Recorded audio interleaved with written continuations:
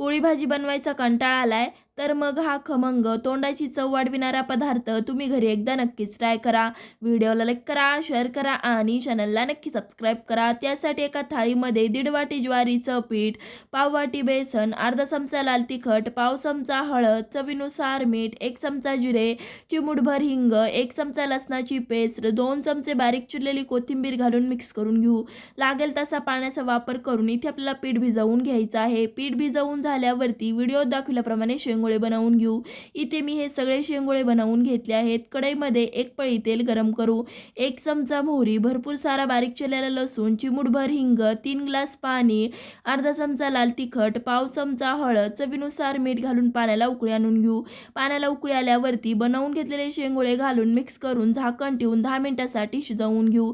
10 मिनिटांनंतर भरपूर सारी बारीक चिरलेली कोथिंबीर घालून तयार झाले पारंपरिक शेंगोळे.